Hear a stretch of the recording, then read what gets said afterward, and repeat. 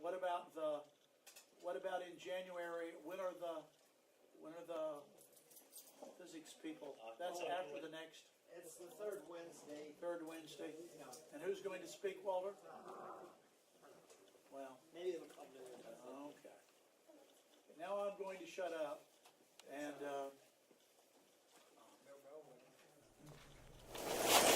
It's a very great pleasure to welcome Dr. Mario Gliozzi, our speaker this evening. Mather himself. He's on the faculty of the Physics and Astronomy Department at George Mason University. He obtained a master's and PhD degrees in physics from the University of Torino in Italy. And his PhD thesis was on active galactic nuclei, which we'll also be hearing about tonight. So let me just remind you what an active galactic nucleus is. Pretty much any galaxy with a bulge has a supermassive black hole in its center. And that supermassive black hole becomes active when there's material close enough for it to accrete some of that material. And that heats things up and causes tremendous emissions of electromagnetic radiation. At other times, the black hole, supermassive black hole, is inactive, like the one that's presently at the center of our galaxy. That actually means that it wasn't active 25,000 years ago, which is when it would have had to accrete something if we were to see the light now. After his PhD, Dr. Gliozzi did research for 3 years at the Max Planck Institute for Extraterrestrial Physics in Germany. And that was during an interesting time, during the last years of the ROSAT X-ray astronomy satellite and the beginning of the data stream from the XMM Newton X-ray satellite, both of which have been very productive instruments. He moved to the U.S. in 2001, where he worked with data from the Chandra, the ROSI X-ray Timing Explorer, and the SWIFT X-ray satellites, which are among the main X-ray instruments up there. He uses the data from these satellites to improve our understanding of all aspects of active galactic nuclei, which kinds of galaxies host which kinds of active galactic nuclei, and how their emissions vary in time as a function of wavelength. Most astronomers specialize either in making measurements and interpreting them, or on theoretical analyses of the mechanisms that might have produced what we see. Dr. Gliozzi is one of the lucky few who are good at both observation and theory. Today he'll tell us about black holes at all scales. Thank you for inviting me. It's a pleasure. The weather wasn't the best, but good enough to be here today. Okay, I'll be happy to answer all the questions if you have questions during the talk. Problem is that I'm blind by this. So if you have a question, just shout it, and then I'll try to find you and answer the question. So what I'm going to talk today about is, in the first part, I will talk about general properties of black hole systems, both the small ones, the stellar black holes, and the big ones, supermassive black holes. Then I'll talk about the tools that we have observationally to infer information about these objects. What is the current picture that we have about them, and what are the current open questions. Then I'll focus on some of these questions that I have tried to address in my work, and we'll see if we have some answer or more questions. And I conclude with a quick look on the next satellites in all wavelengths. Okay, let's start with some definition. So a black hole can be defined as a region of space-time where some of the quantities go to infinity, so it's a singularity. It's also a region of the space-time where, if you are close enough, not even light can escape. So you might ask, okay, then observationally we cannot do anything about black holes. We'll see that it's not the case. But from the theoretical point of view, a black hole is a very simple object. It's like a big elementary particle with only three quantities that define it. So the mass, the spin, and the charge. When we're talking about astrophysical black holes, charge does not play a big role because matter is generally neutral, and so we are left with only two parameters.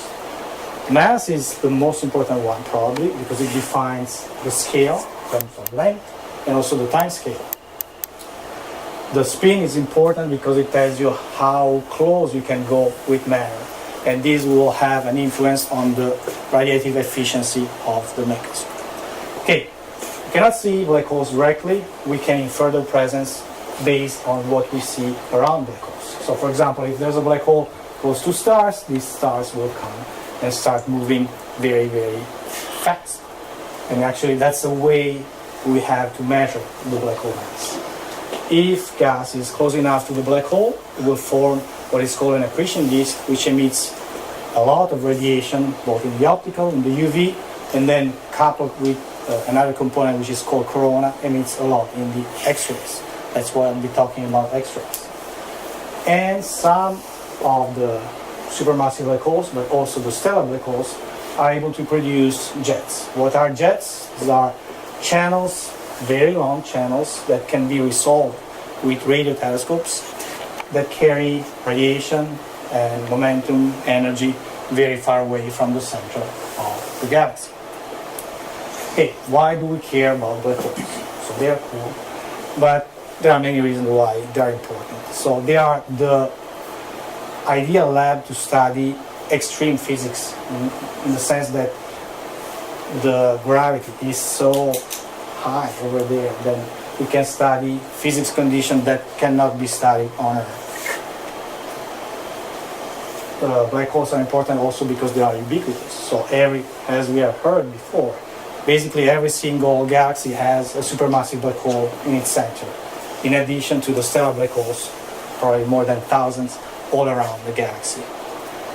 And they are not only important on the immediate environment, but also on very, very large scales. So this is the real image taken with Chandra of the effect of an AGN at the center of a cluster. So on cluster scale, the black holes can have an effect.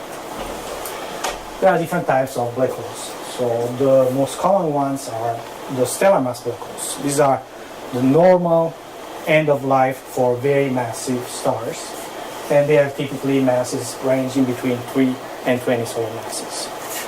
And there are the big ones, the big brothers, which are supermassive black holes.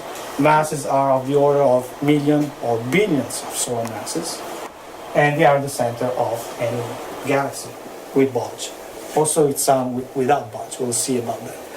And then possibly there's a third category of black holes, which are called intermediate mass black holes, which have mass in between the stellar black holes and the supermassive black holes. These are all generally associated with what are called ULXs, ultraluminous X-ray sources. And this is another real picture from Chandra. So how do we study observationally black holes? We use exactly the same tools as all other objects in astronomy. So we use images with the spatial analysis. We use spectra, where you define what is the intensity at different wavelength, and we use the temporal analysis. So the object in this case is the light curve. So these three objects, but I will be talking mostly about the X-ray. So these three images, spectra, and light curves, you can obtain them in all wavelengths. I'll be focusing mostly on X-rays for several reasons. One is that the X-ray is ubiquitous in black holes. And the second one is that it's easier to disentangle the X-ray emission associated with black hole with respect to the UV or the optical emission associated with black holes. Because black holes are one of the few category of object that emits very high quantities of X-rays, while every other object emits mostly the optical and the UV. Then they are produced very close to the black hole, so by studying X-rays we can really track the activity of black holes. And finally, the X-rays are highly energetic, so they are able to penetrate also gas and dust between us and the sources. Okay, so what can we learn from the spatial analysis, from the images? So we can have a look at the big environment around black holes. So this is an AGN, and so you can study what is called the gas reservoir. So how much mass you have in order to make the object active. You can study the jets. So this is an X-ray image, real image of a jet, and the contour is the radio emission.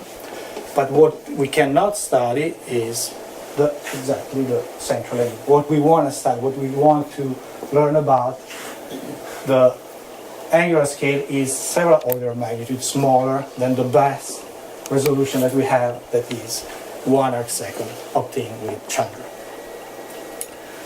What can we learn from the spectral analysis? We can learn the physical condition of large-scale structures, so the reservoir.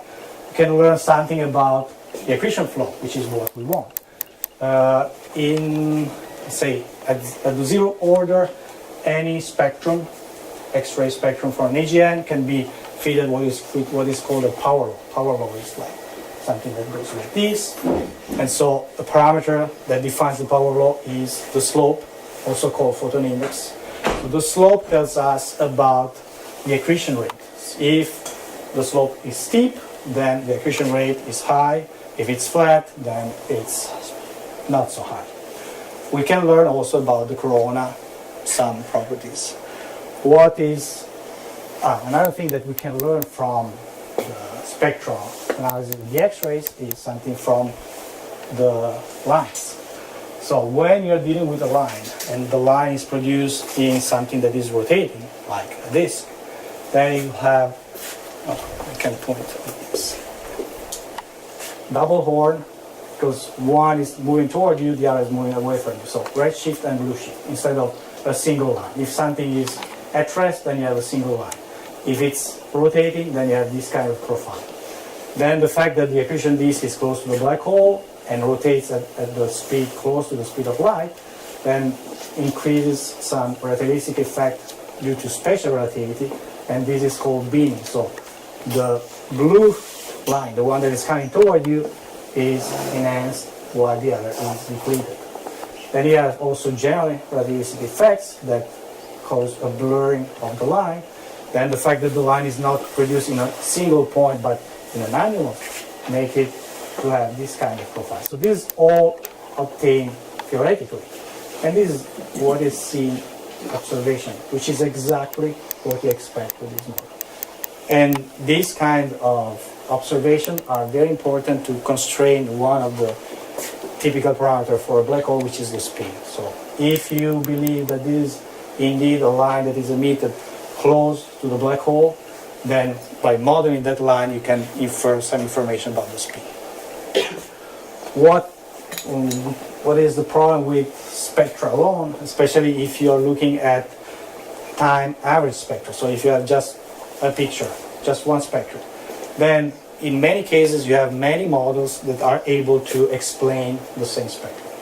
So you have what is called a spectral degeneracy. So you need to have more information in order to break this degeneracy.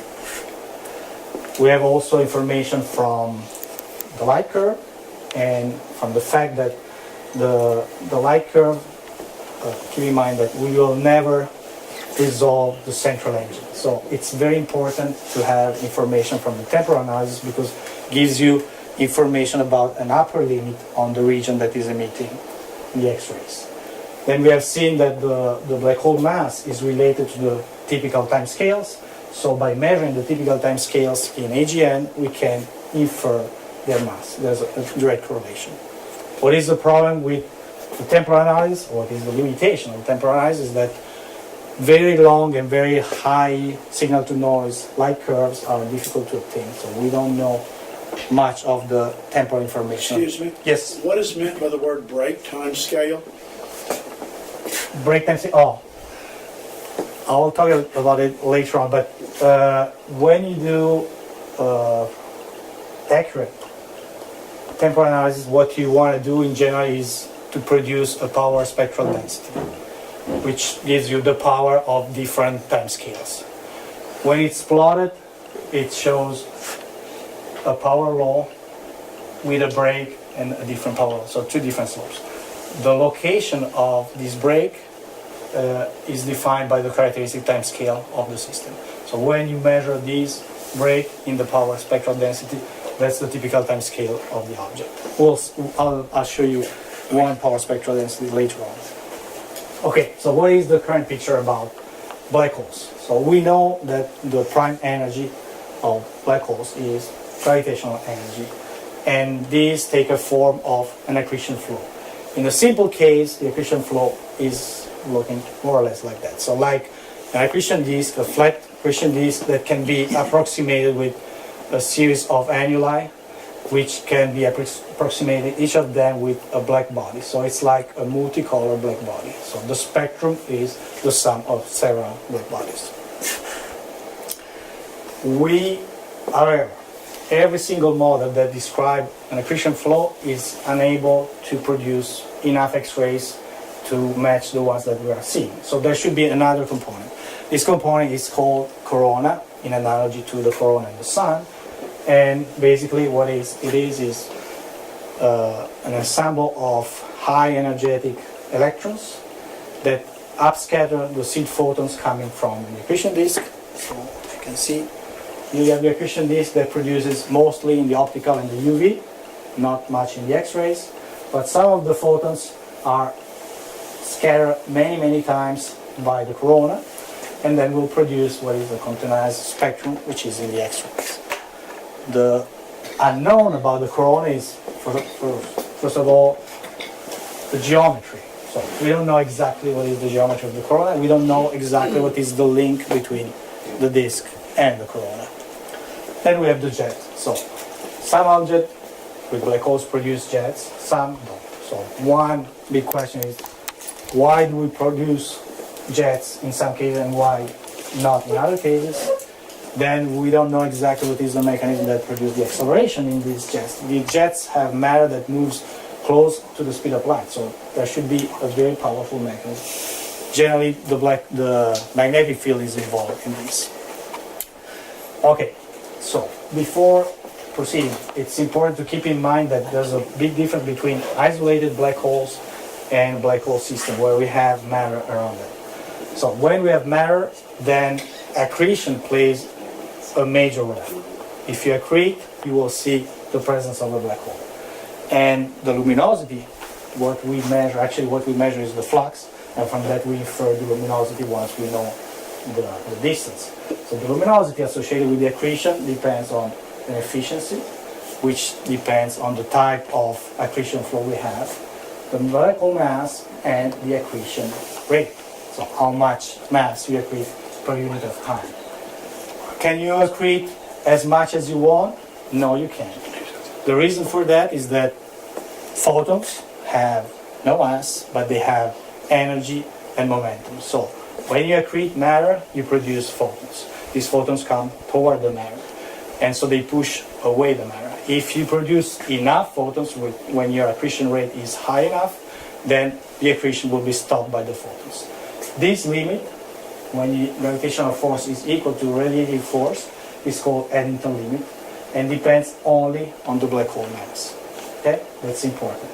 So if you measure the luminosity associated with the accretion, and if you have the mass, then the ratio between the two gives you a way to constrain the accretion rate, which is another important parameter for, and actually maybe the most important one in addition to the black hole mass. So, in principle, black hole systems are extremely simple. You need only 3 parameters to describe them, but the phenomenology produced by this kind of system is extremely complex. In AGN, so for the supermassive black holes, we have many different classes of AGN. Type 1, Type 2, radio loud, radio quiet, highly accreting, high luminous, or low luminosity AGN.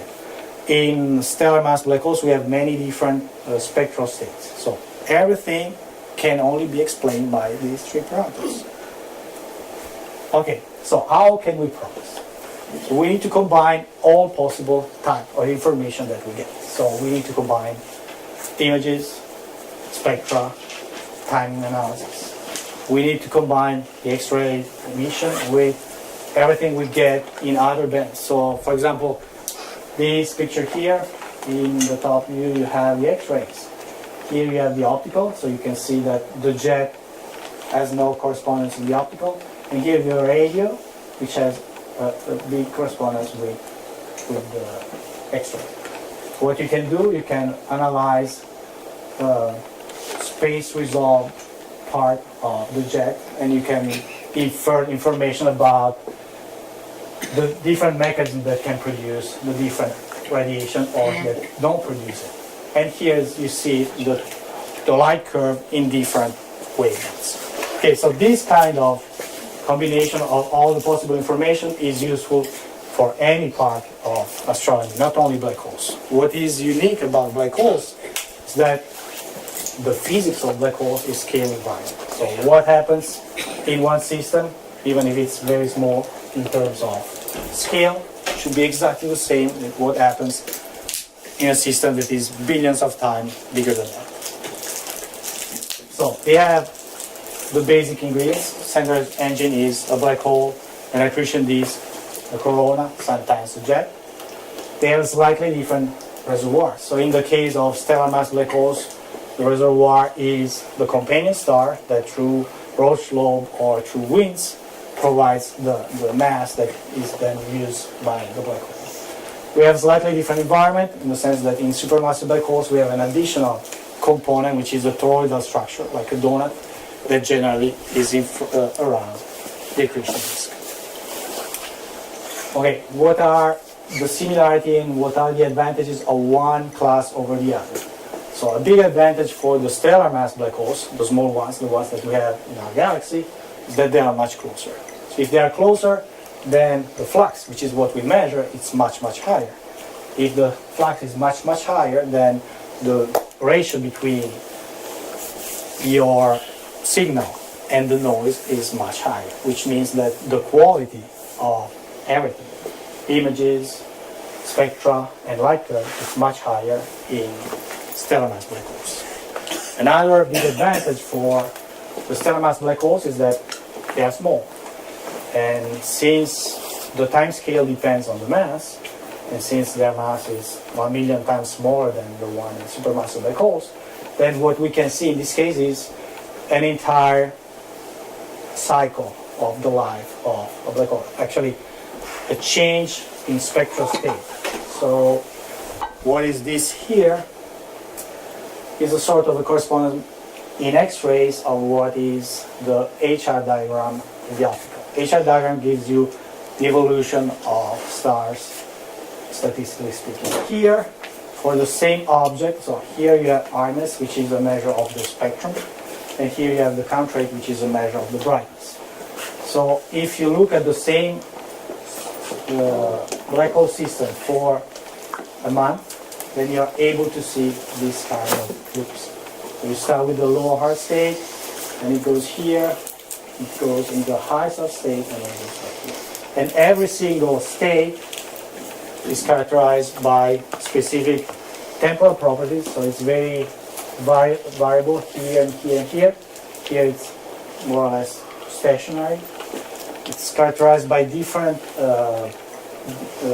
jets properties. So here you have a jet, a steady jet. Here you have a jet that is not steady but is powerful, and here you don't have a jet at all.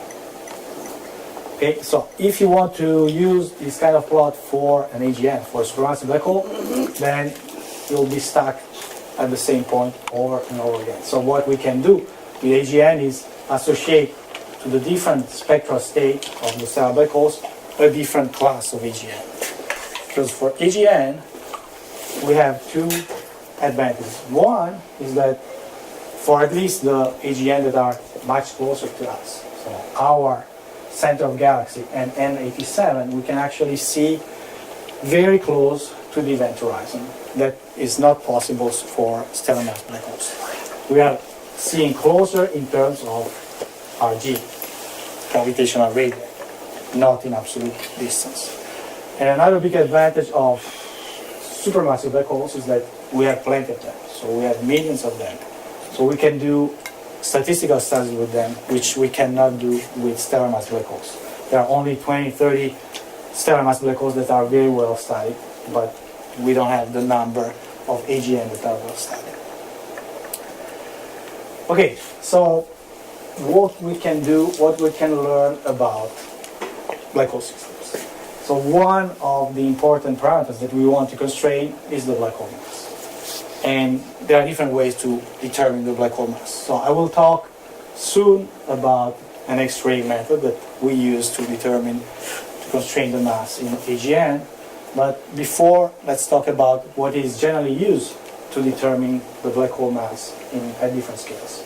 So what you use for a stellar mass black hole is the same principle that you use anywhere in the universe. For example, if you want to measure the mass of the sun, you just need to measure the orbital parameters of any planet around it, and you're able to constrain it. If you want to measure the mass of Jupiter, just measure the orbital parameters of Jupiter's moon, and you're able to.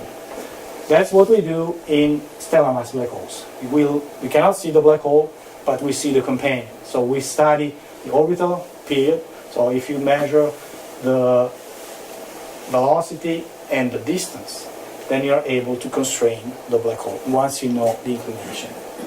Okay, so you need to have always a test particle. In the case of a stellar mass black hole, it's the companion.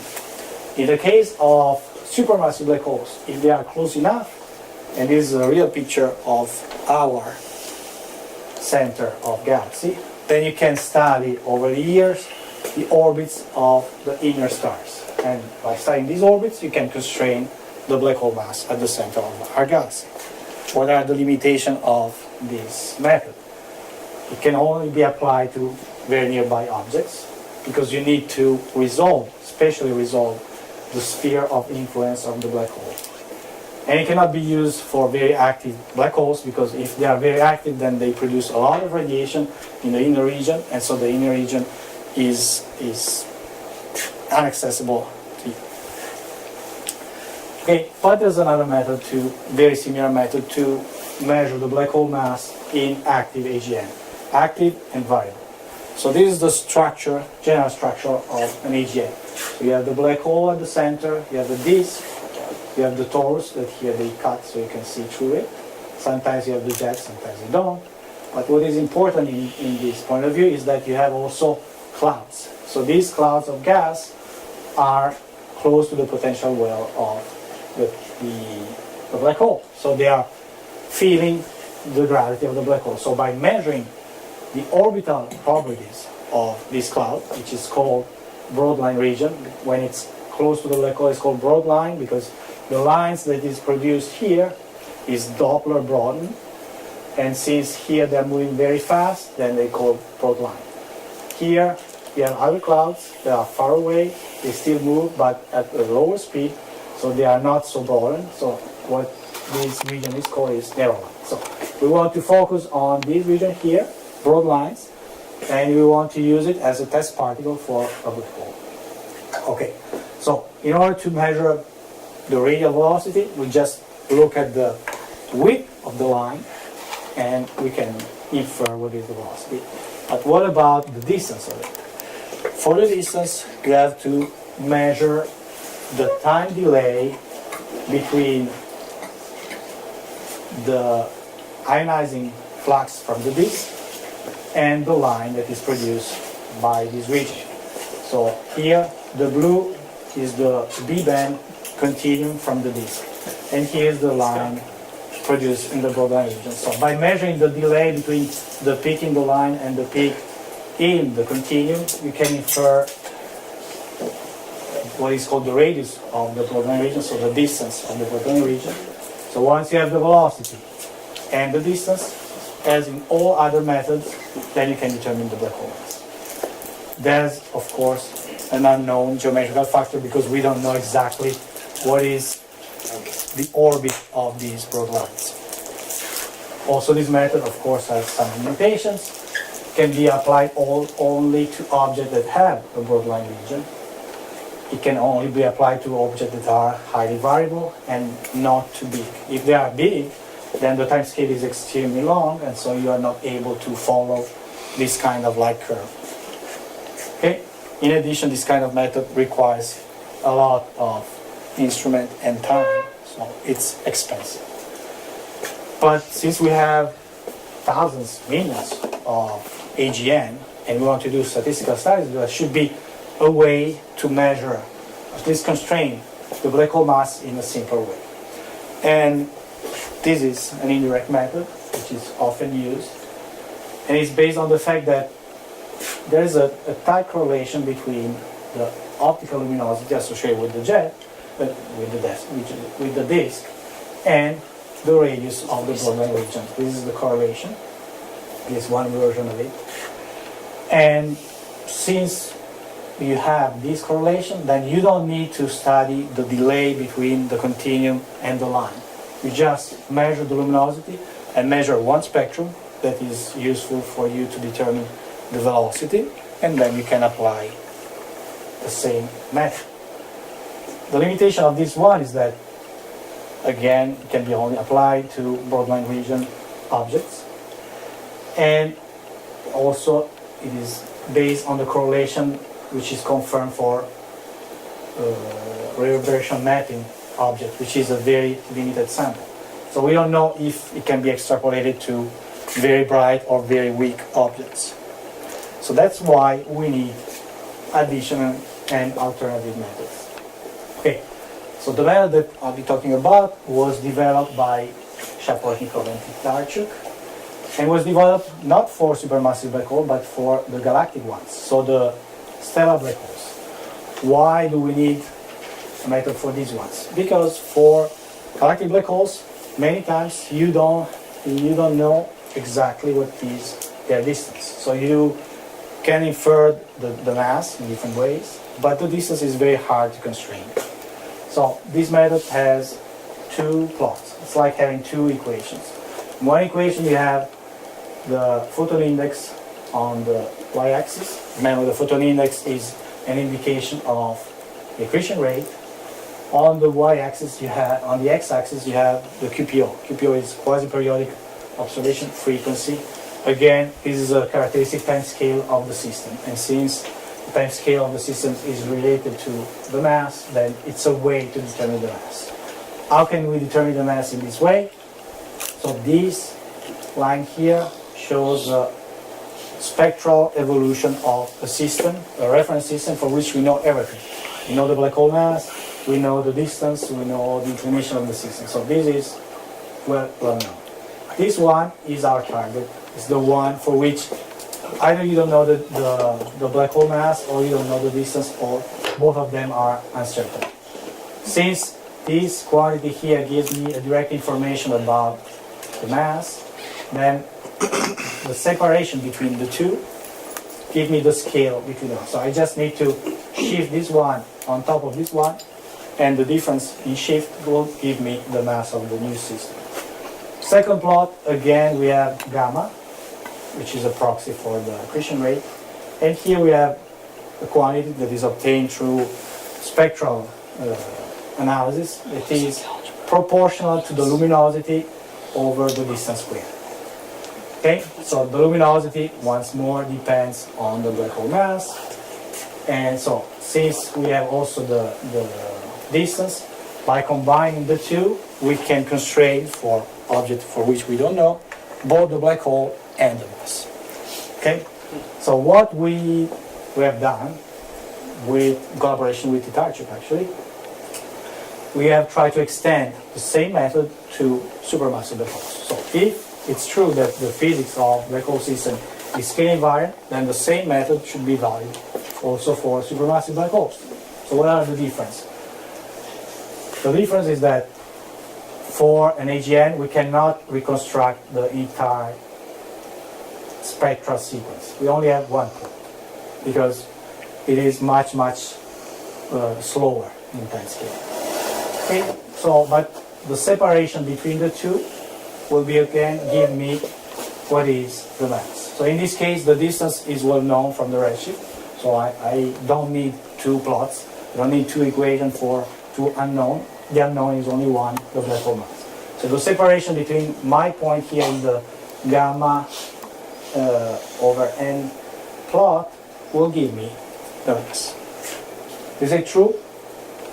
Yes, it turns out to be true. So here, this plot. So what we have done to test it is use all available systems with reverberation mapping masses. And here on the x-axis we have the black hole mass obtained with this method, and here on the y-axis the one obtained with the X-ray scanning method.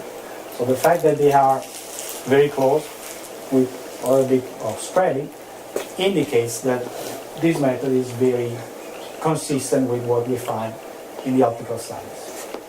The 4 plots represent 4 different reference sources, so it's not depending on one specific reference source. And this histogram is another way to show that there's a good agreement between the reverberation mapping measurement and the scaling method measurement. Of course, as every single method, also this one has some limitations. So the limitation for this one is that the X-rays should really be produced by quantization. So the X-rays are produced by the jet or by a different mechanism, or you cannot recover the intrinsic X-ray emission, that you cannot apply it. And it breaks down when you are dealing with objects that are very weak. Because when they are very weak and they are accreting at very low accretion rate, then the positive correlation between the photon index and the flux is no longer valid. Okay, so we have this method, let's use it. How can we use it? So one big question is, what are ULXs? What are these ultraluminous X-ray sources? So these are off-nuclear sources, so they are not at the center of the galaxy, but they have X-ray luminosity which is larger than the Eddington luminosity for a 10 solar mass black hole. So there are 3 possible interpretations. So either the emission that you are seeing is beamed, so it's not isotropic, it's a beam toward you. Then you can explain these high values of Lx. Or it is still a stellar mass black hole, but is accreting at very high rate, much higher than the Eddington ratio. Or it's a normal black hole, accreting at a normal rate, which has a mass that is intermediate, so between the stellar mass black holes and the supermass black holes. Okay, to test it, we have used a sample of nearly 50 ULXs, and it is work that I've done with one of my students that now has his PhD and so. Excuse me, are Yes. you wearing a microphone? It's just for. Oh, okay, because your voice sounds kind of muffled when you turn your head and I can't hear you very Okay, good. Not that I can really understand or comprehend everything you're saying anyway. okay. Yeah, this is a bit for experts, yes.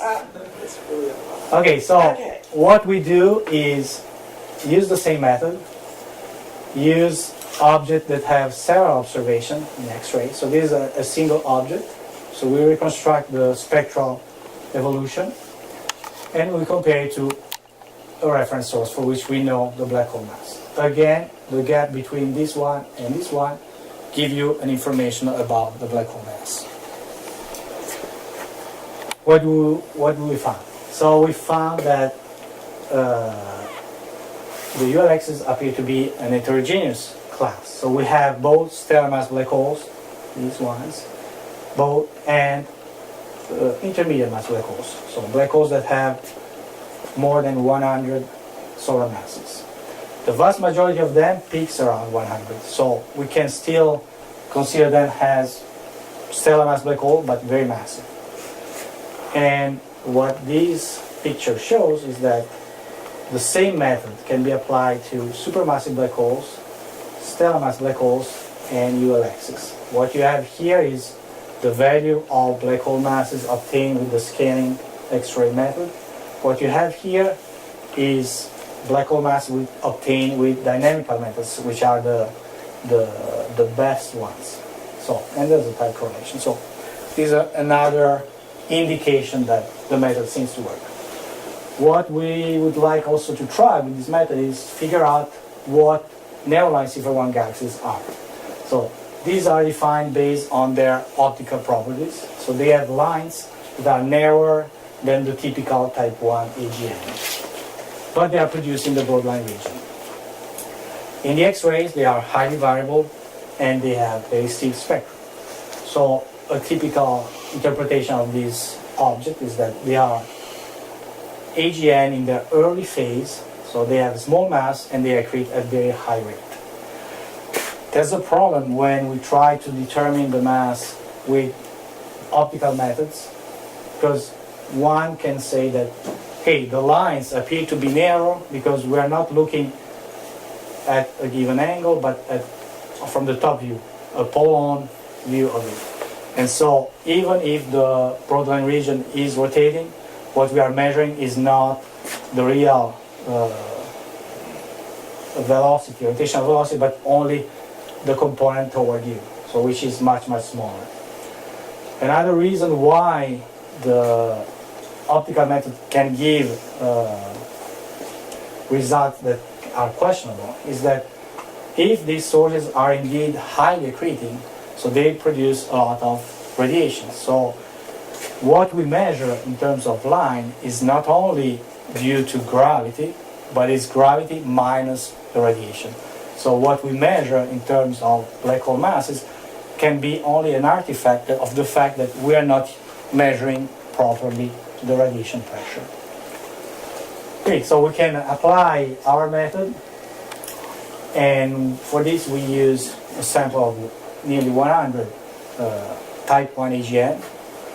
Nearly 40 of them are narrow-line C4 galaxies and 60 are normal C4 galaxies. So what you want to do is measure the mass for all the object and then compare the distribution of masses. And these are the results. So this shows that they are not consistent with each other, and actually if you run a statistical test, Kolmogorov-Smirnov test, then there's a clear result that tells you that they are not coming from the same distribution. And there's even more difference when you compare what is called the proxy for the accretion rate. So broadline C4 galaxies are much less accreting than narrow-line C4 galaxies. So the preliminary conclusion of this work, which is done in collaboration with a non-graduate student, is that indeed narrow-line C4 galaxies are AGN at the early stage with small mass and high accretion rate. Okay, let's try to answer a different kind of question. So now let's try to see if we can constrain something about the central engine. So what is the link between the three basic elements of a black hole system? The disk, the corona, and the jet. To do so, one of the best techniques is to use multi-wavelength monitoring campaign observations. And for this one, we use PKS 0558, which is, again, a narrow-line C4 galaxy, but it is peculiar in the sense that it has also probably a jet. It is radio loud, meaning that it is emitting also a lot in the radio. So this shows how variable it is in the hard X-ray measured with the RXT. So this is 5 years. Then there's more than 1 year with SWIFT, which is very important because it simultaneously observes different bands. Then there are also radio observation and deep X-ray observations. Okay, so what can we learn? Here's the power spectral density, what I was talking about before. So if we combine the long 5-year light curve on RXT with the deep XML observation, we can reconstruct what is called the power spectral density. And you can see that there's a double inclination. So here you have it's flatter, and here you have a knee, and here it goes. So here you have your characteristic time scales. From the characteristic time scale, you can infer the mass. And from the mass, you can infer the azimuthal luminosity. By the way, so applying our scaling method gives more or less the same mass that you obtain with the timing properties. Again, so here you can use spectral informations. This is the spectrum going from X-rays to optical and UV. If you integrate this one, you obtain what is called the bolometric luminosity. Bolometric luminosity tells you what is the accreting luminosity. So once you have azimuthal luminosity and bolometric luminosity, you can compute the ratio, and what you get is the accretion rate. So we can conclude that the source is indeed accreting at a very high rate, close to the Eddington limit. But we have also multi-wavelength simultaneous observations. So this is done with Swift, and the light curves here are from optical, and the increase in energy going here. So optical, optical B, this is almost UV, UV, extreme UV, and here you have X-rays. So in principle, if the disk can be approximated to this simple model, then this kind of light curve tracks what's going on in the external loop. This one, what's going on here, and so when you're going here, then you're tracking down what's going on in the inner part of it. And the X-rays are what is produced by the corona, which is not shown here. If you want to do a detailed analysis of the correlation between these different light curves, then what you have to do is a cross-correlation analysis, which is basically comparing the light curves in one band and superposing it to another light curve in order to see which one is coming first. Okay? So in this kind of analysis, we have used the one in the UV, in the extreme UV, as reference source. So when we see something that is positive, which means on this side here, it means that the extreme UV is leading, is coming first. When we see something that is negative, so if it's higher here, it means that it's negative, then the UV is following. So the analysis goes from here to here, here, here, here, here. So here, it's the comparison between the optical and the UV. And the optical is negative, so it means that the optical comes first. Then still slightly further, because here is higher than here, and then it becomes symmetric. And then when you compare the extreme UV with the X-rays, then it's the extreme UV that starts first. So what is the interpretation of this data? The interpretation is that what happens is that you have a perturbation that starts from the outside of the disk, then propagates till the inside, and here it goes into contact with the corona, and then it produces some variation into the corona. So the results of this analysis that the propagation model, this model where you go from outside to inside, is favored with respect to irradiation model. What is the irradiation model? Is a model where the corona plays a major role, and so the corona starts the variability, then it affects the disk, and then you see something happening first in the UV and then in the optical. Okay, since this source is also a radio source, we were able also to obtain imaging observation of this source. And the important point here is that you have two symmetric lobes here, which means that the jet, if the jet is present, is not pointing toward you, but it's in the plane of the sky. That's important because it tells you that the jet does not contribute in other bands. So all the results that we had before are associated with the accretion. And all the radio is associated with the jet. What can we conclude for these objects? So we can conclude that this is a very important object with an ideal lab to study the disk, the corona, and the jet. According to the disk, it appears to be in agreement with the propagation model. Everything starts outside and then propagates inside. All the properties of this object are consistent with one specific spectral state of the small black holes. So if you want to put this object on this X-ray HR diagram, then it will be here.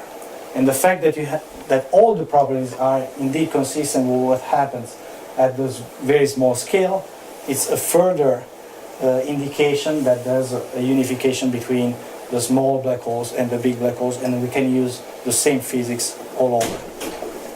Okay, last part and short part of the talk is trying to address two important questions about the seed black holes. So for the stellar mass black holes, we know how they are formed. They are formed from massive stars. For the supermassive black hole, we don't know exactly how they are formed. So that's a big open question. And the second point is that we don't know how they evolve and why they seem to evolve along with the galaxy that contains them. Okay, so why we need to know something about the seed black holes? There have been several discoveries of quasars, which are the brightest among the AGN, at very high redshift, which means very back in time. So within the first billion years of the universe, we already have huge black holes. How do we form huge black holes already in the universe? And actually there was, in the newspaper, probably 2 days ago, the discovery of another quasar at even earlier epoch, at Z equals 7. So this means that you start with seed photons and some way you need to be able to produce immediately a very large black hole. So and there are two competing models to explain the seed of black holes. One is the direct collapse. So you start originally with a big cloud of gas. Instead of separating into stars, you have a big collapse and you are able to form black hole seeds that are already relatively large in terms of mass.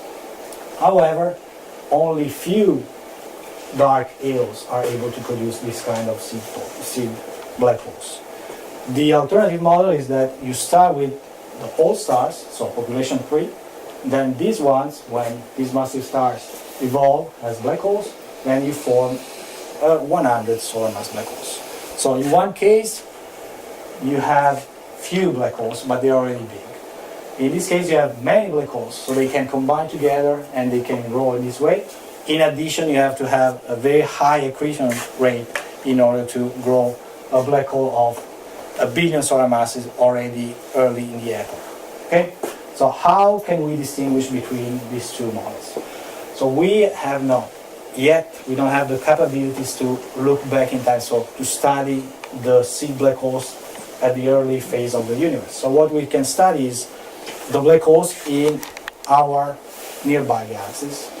And it's better to study these black holes in dwarf or bulgeless galaxies because these are galaxies that did not went through many merging processes, which means that what you are observing is the pristine black hole. Okay, the work that I've done with my colleague at George Mason, so Shupita Shachapal, is looking at one of these galaxies, a bulgeless galaxy that in the optical looks perfectly normal, non-active, by the way. So there's no indication of an AGN. However, if we use the infrared spectroscopy, we can see that there are very high energetic excited lines that imply the possible presence of an AGN. So follow-up studies, and this is again an approach where you combine infrared and X-rays, allow you to conclude that indeed there is a bright X-ray source at the center of it, which is an indication of the hole. And in this particular case, we also have two bright off-nuclear sources that might be intermediate mass black holes. Okay, last topic is coevolution of galaxies and black holes. So one of the main discoveries in recent years is that basically every single galaxy that has a bulge has a black hole. And it's not any black hole, but it has a tight correlation between the mass of the bulge and the black hole. What's a bulge? Bulge? I'm sorry, I just... Yeah. Okay, so our galaxy is something like this. It has a disk, and at the center it has Right. a Okay. bulge. Okay. That's the bulge. Sorry. Okay? And Question, Christine. so there are, okay, let's talk about galaxy for a second. So there are two main kinds of galaxies based on morphology. There are like our galaxy, which are spiral galaxies, which have spiral arms along the disk and then the bulge inside. Or there are also galaxies that are like these, which are called ellipticals. You don't have any preferential plane. But this one here is, so basically the entire galaxy is a bulge. So how the bulge is formed? Most likely the bulge is formed by merging of several galaxies. So when they merge, they combine.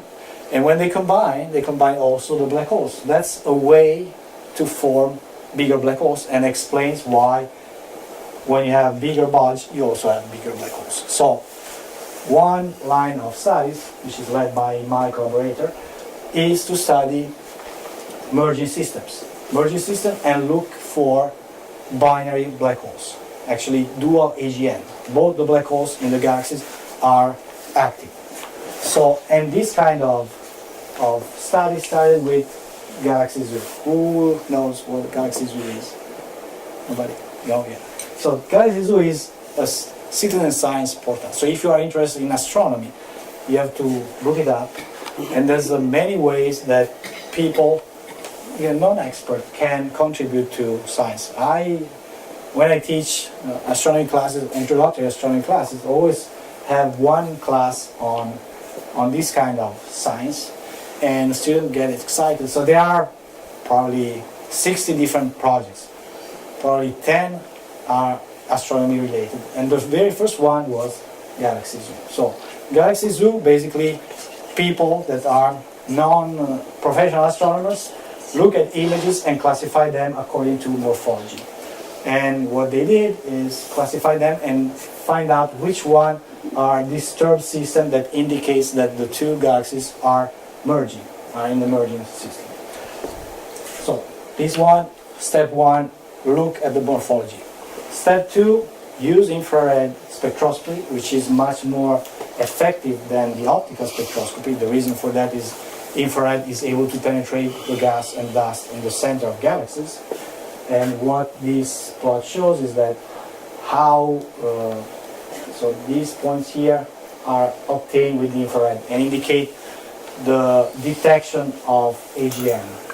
The green one is how optical spectroscopy is able to detect AGN. So for systems where the two sources are very close, so this on the x-axis is the separation in space. So when they are very close in terms of merging, then it's much more effective to use infrared spectroscopy to detect possible AGN. So start with optical and see the morphology. Use infrared spectroscopy to find what are the candidates for AGN.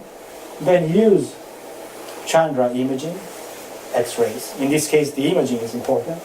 And you can see which one is actually emitting hard X-rays in the core of the galaxy. Then the next step would be use deeper X-ray observation and constrain the properties of AGN. And this is a very promising way to find AGNs and dual AGNs. Okay, before concluding, let's just have a look at current and future observatory in different wavelengths. So here's the electromagnetic spectrum, here radio.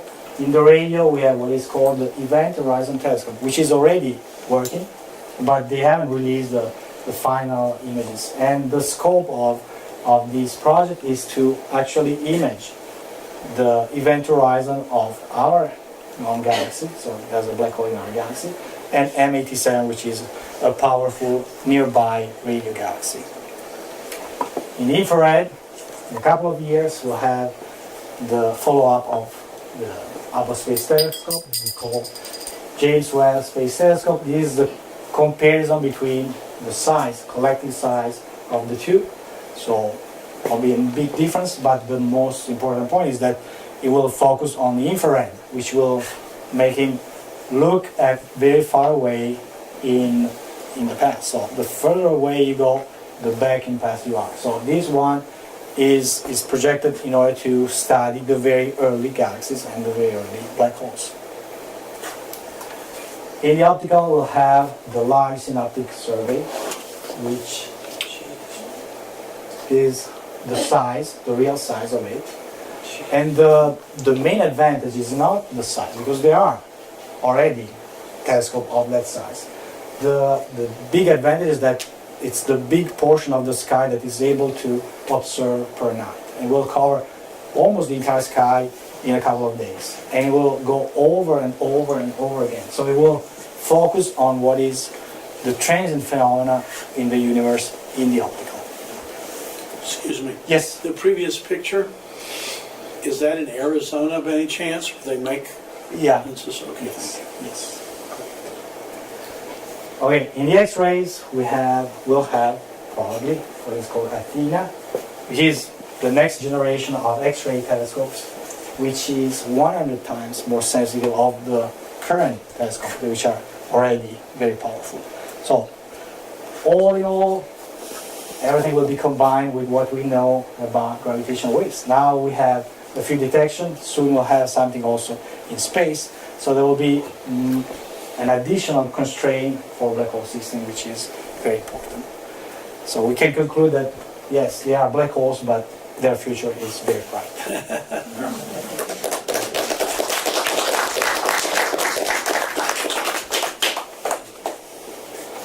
Are there Any question, even if you don't understand anything?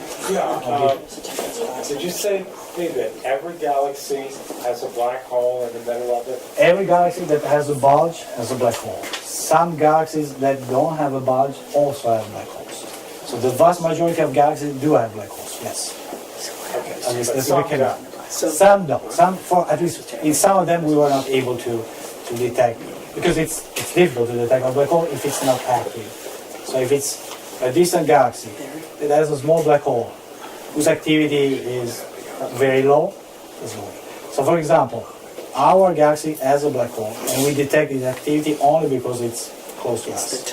If the same galaxy were far away, we were not able to detect the presence of a black hole in our galaxy. So the fact that we don't see black holes in some of the galaxies may just be because we cannot detect their activity. So why are they in space when this happens? Yes? By activity, you mean that material is falling into the black Yeah, hole? everything related to an AGN, yes, yeah. So when a black hole has happened to eat all the material in it, Exactly, then it's and there are different ways. So there are some of them that eat some of it, but at a low level. So if you are able to detect it, then you have to combine really a lot of information. Some have already eaten that and then have produced jets. So you can see the structure of jets from previous activity. That's a way also to detect indirectly black holes. Are there any further questions back there? Can you comment on how, if I have it right, how black holes can shut off, start formation in the center of galaxies? Yeah, okay, so it's a debated argument, but one simple way to see is that they are both competing for the same material. So some material can be used by stars, but if the material is close to an active black hole, then this material will be warmed up, and so it will be more difficult for the star formation to occur. Because in order to form stars, you need to have cold gas. So the fact that you have something that is very bright, ionizing, and then you have also jets, then is not the best way to form stars. Let's thank our speaker again.